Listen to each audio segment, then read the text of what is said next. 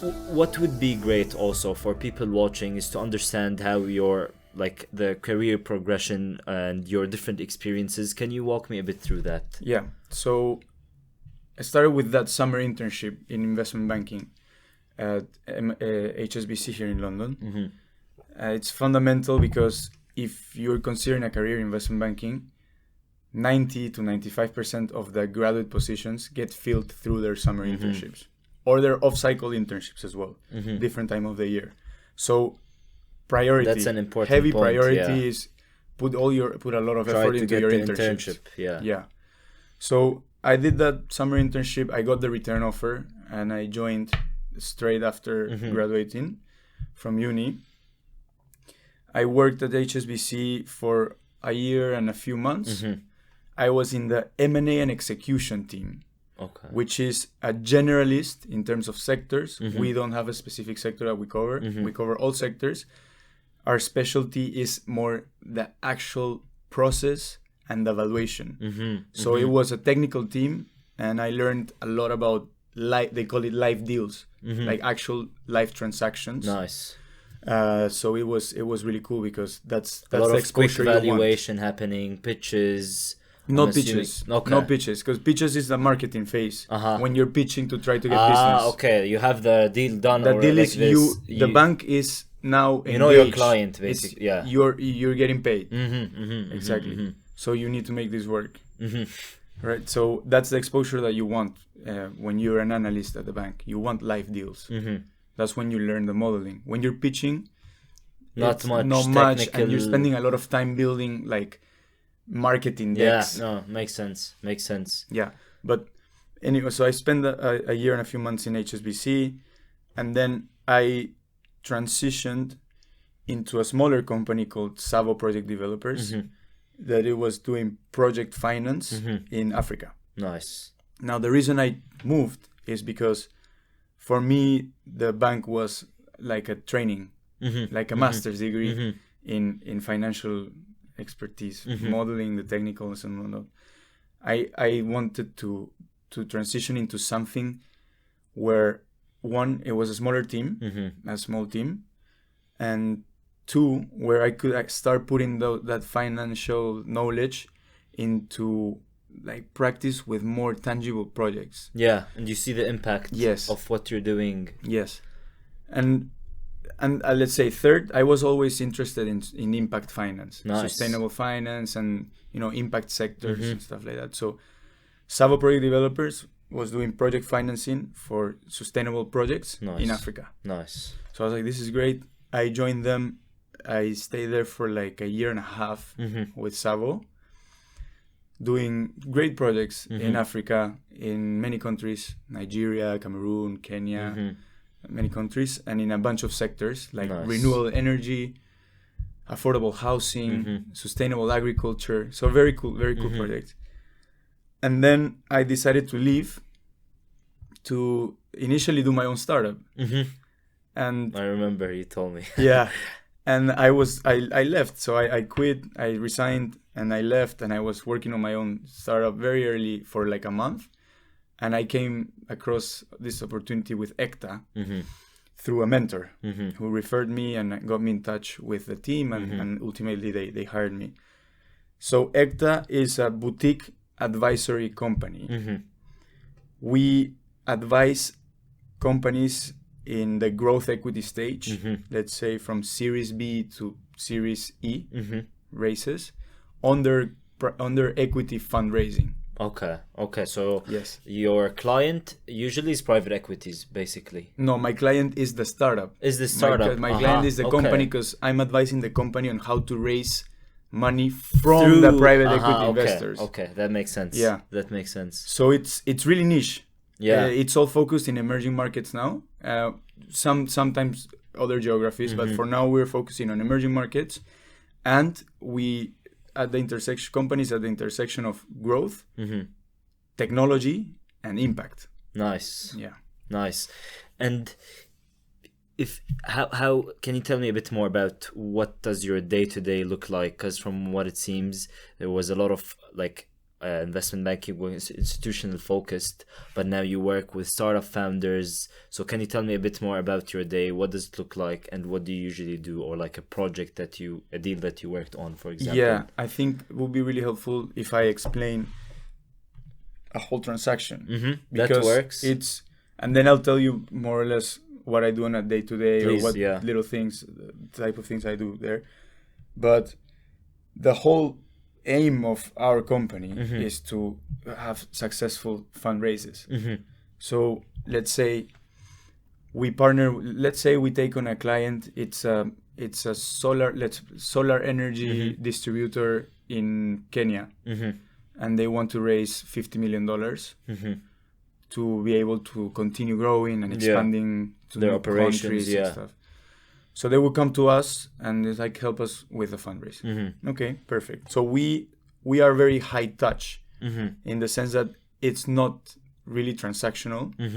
It's like we advise the company on not only the fundraise, but also because these companies are in a growth stage, it also means you as an advisor have some sort of input into strategic direction. Operation, what do they do actually? Their business value, their decisions. Yes. Nice. Very, very cool stage to be working with founders. So we start with all the prep work. For initial phase one, I'm gonna do three phases for a transaction. Phase one is the prep.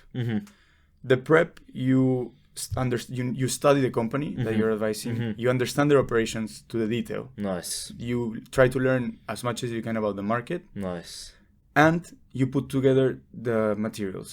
And the most important materials are, first, the financial model, and second, the information memorandum. Okay. This is a massive deck, let's say 50 to 100 slides. Wow. That has everything about the company. About that company, yeah. Exactly. And that's the document that you send to investors so that they can learn about the company, and hopefully if they're interested, then you start progressing with them the other discussions and stuff like that. Nice. So that's phase one. Okay. Now phase two is when you launch the raise.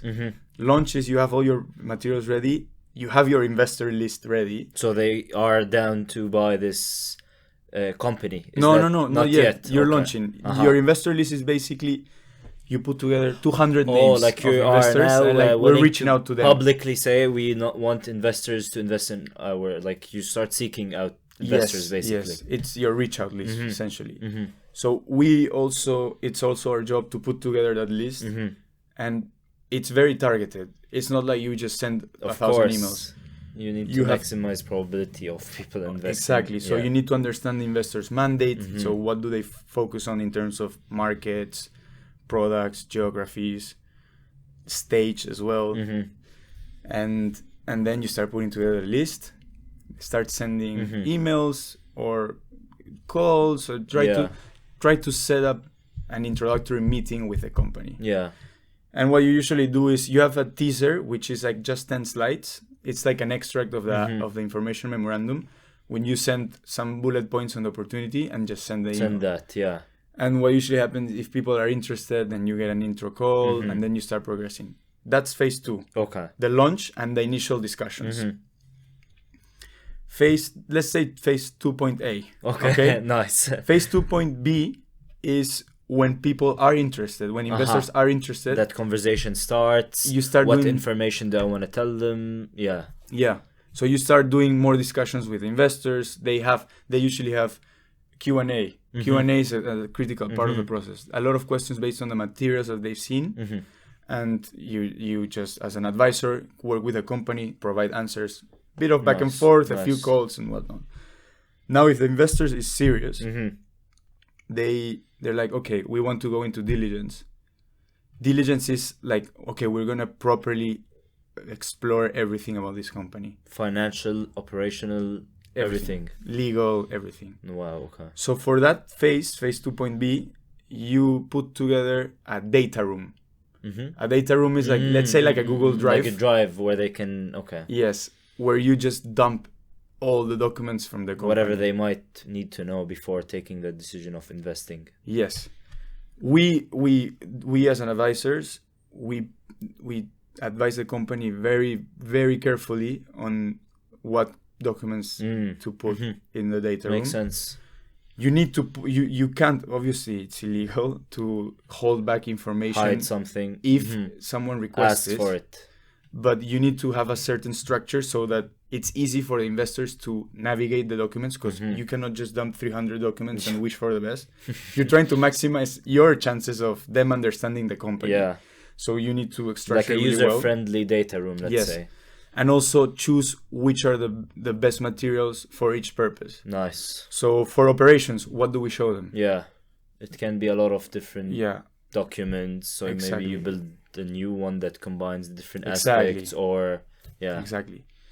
So that's phase 2.B.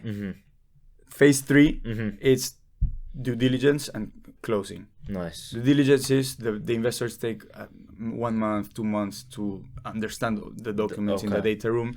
They usually do a site visit as well. So if the company is in Kenya, for example, they go and they see the operations on the ground, and they talk to the whole senior management team. And it's like you're actually getting to know a company really, really well, and the founders and everything. Of course, you're putting your money into it. So. And then closing is when they say, okay, this is great. We want to invest. We want to invest. We'll send you the money, and with then the details of the length. And then the exiting opportunities, I'm assuming you agree on that, or no, you don't agree on exit opportunities. You put a shareholder agreement, which is the document that basically outlines everything, like legal wise and commercial wise of your investment. Okay. And that's key document, and term sheet as well, which outlines all the terms that the investors want in their investment. Makes sense. And it's negotiated, and then you sign, and then you get the money. Makes sense.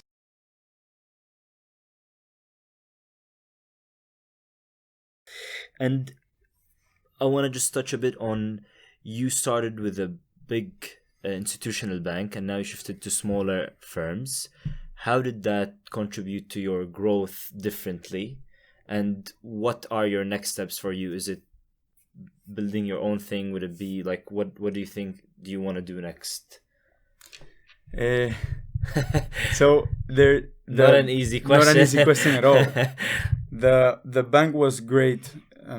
My experience in a big institution I think it's very, very important, because you learn again how people conduct business in like big organizations. So you learn a lot of how to manage yourself with your colleagues, with superiors, even when you start growing a little bit, how you manage people, like interns, for example. You navigate office dynamics, all of these things are really, really important. Key, So a big institution like that very business huge acumen, advantage, business acumen. Yeah. Then a small team like the one I'm in right now, great as well for different reasons. I have much more exposure. So in the bank, if I wanted to, I had to stay, let's say, not exaggerating, 6-7 years before I could like shine as a known. Just talk to a client. Wow. Because you're dealing with CEOs of huge companies. Yeah. And it's like, wow, even to just talk, and not even like be the person in charge of a relationship. Of the transaction. That's 15 plus years. Wow. When you just reach managing director. So now in my company, as I'm gonna be completing 4 years of work experience now in a few months. I talk directly with my clients, with the CEO of the startups, right? Nice. I talk directly with the investors. I set up meetings. If I know someone, I reach out, I set up meetings, I go to a meeting with my client. So, and I'm in all the high-level strategic conversations that the CEOs, the founders, advisors, and investors are having. Nice. You're not going to get that exposure in a big bank like that until much later. Yeah, makes sense.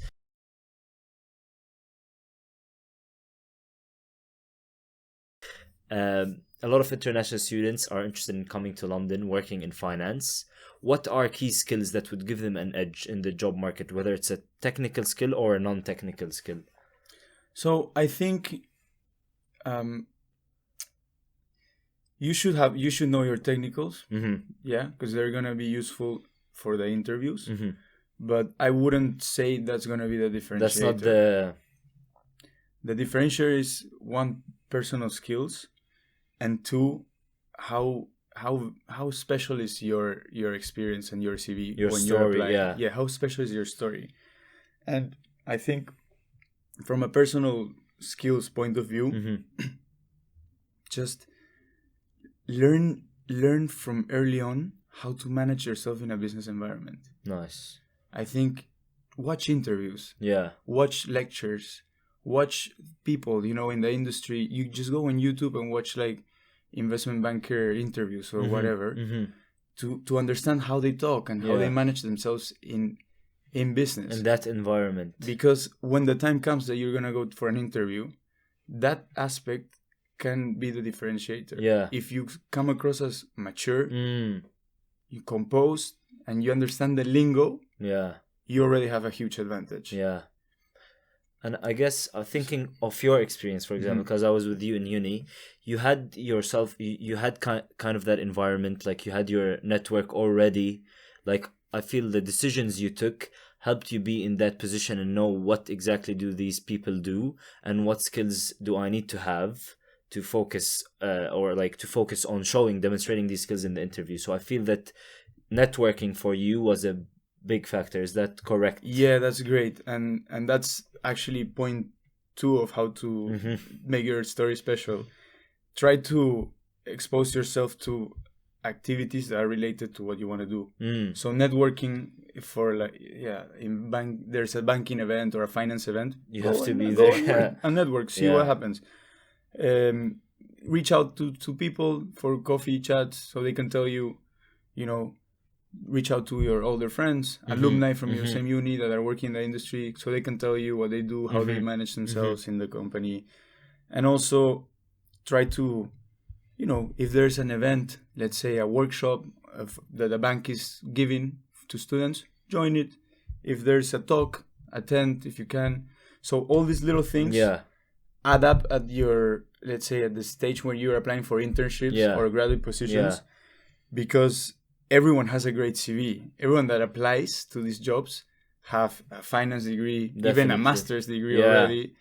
They might have even internships as well. So you need to see other avenues. Yeah. Like just a good degree is not good enough to even actually technical stand out. Knowledge, I would say. Like a lot of people might go to YouTube, really go to like the resources for investment banking interviews. That's why I didn't ask you about what resources, because that's out there. I wanted to see like networking, as you said, and surround yourself with that environment and know what exactly do they look for in a candidate to try to demonstrate that, basically. Yeah.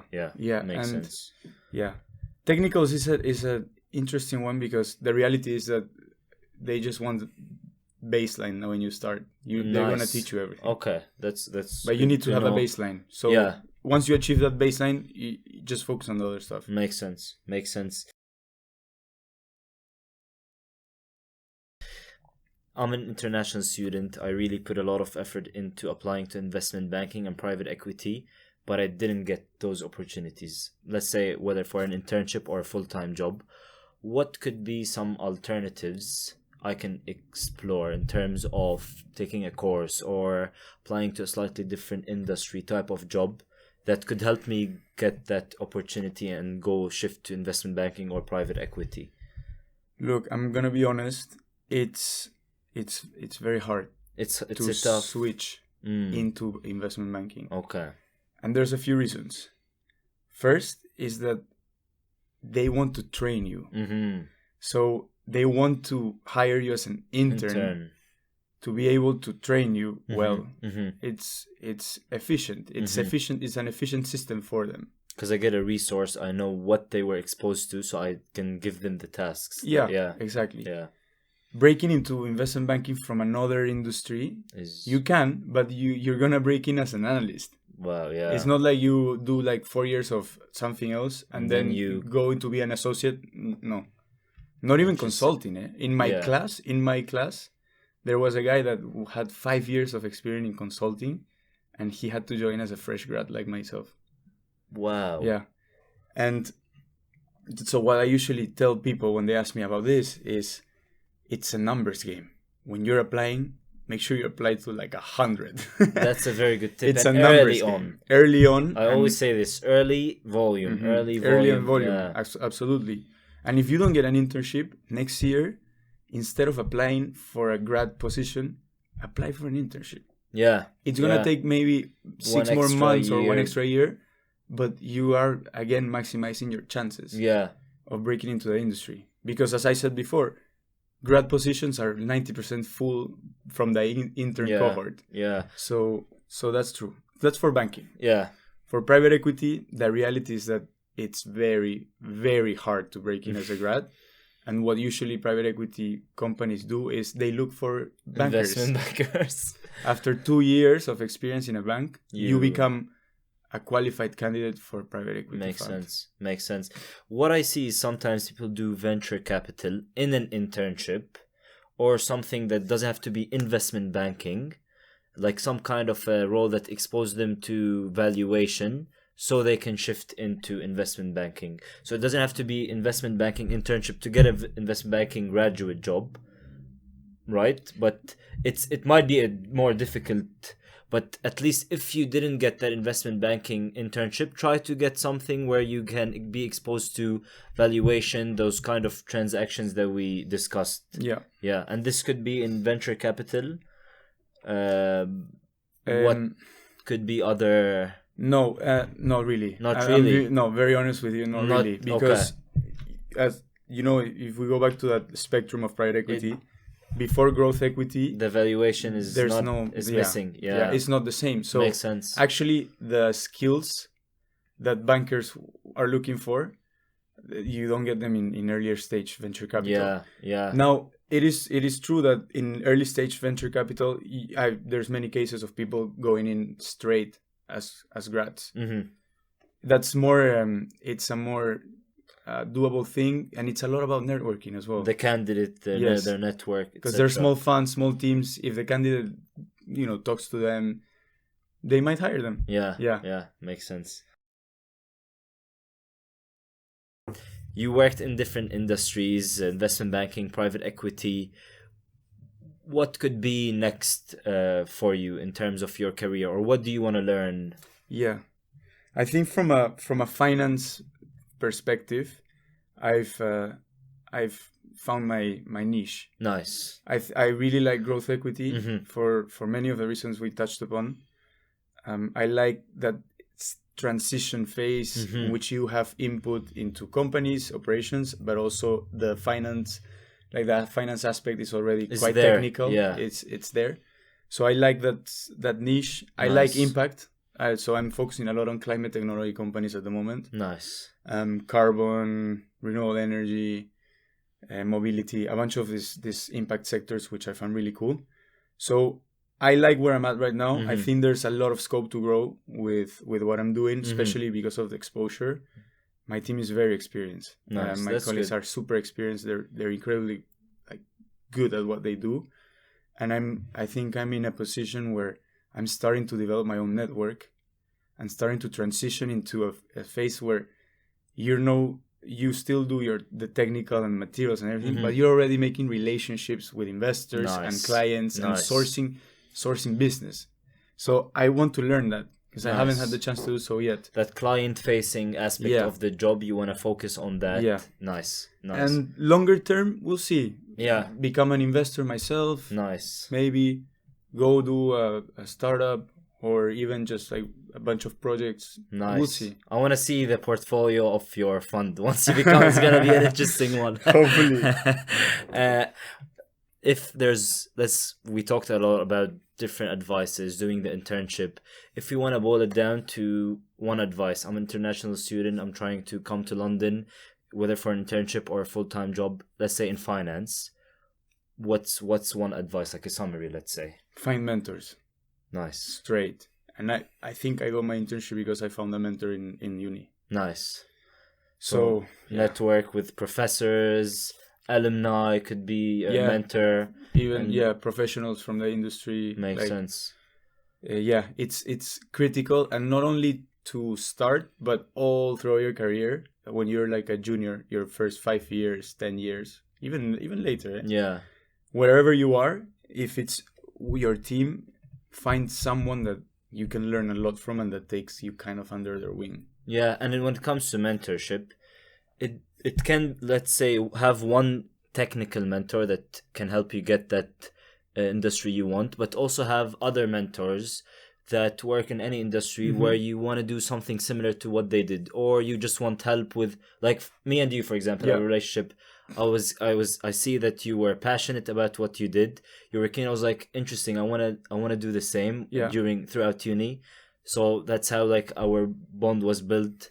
I always ask you, okay, I'm applying. What do you think? So have that type of a mentor as well, where you just like don't really obsess. Oh, I want to learn from them and ask them the technical part. Have someone else that you can just like think of it as just a chill conversation, build friendships as well, and don't think of it just as a formal relationship with a person. It can just be a friendship with someone, and ask these questions if it's someone older than you or more experienced. Absolutely. And understand this is another one. Understand that when you start work, you are learning, and what that means is that don't have a short-term mentality.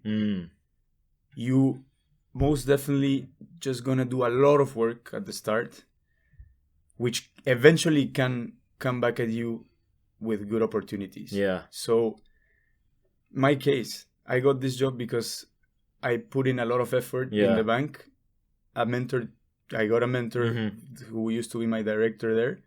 And then 2-3 years later, he recommended me for a job without me even asking. Yeah. So put in a lot of work for these mentors. Like, make yourself useful to them. Show them what you got. Yeah. So they can also know your skills and put them in the right direction. Whenever that is, and key that not be short term. Don't expect something immediately. Oh, yes. This can come 2, 3, 5 years later, but it can come. Yeah. The more you do it, the more chances you have for something cool happening for you later on. Yeah, makes sense. Well, thank you. I really appreciate your time, and it was a great episode. And watch us in the next episode. Thank you for watching. Thank you for having me.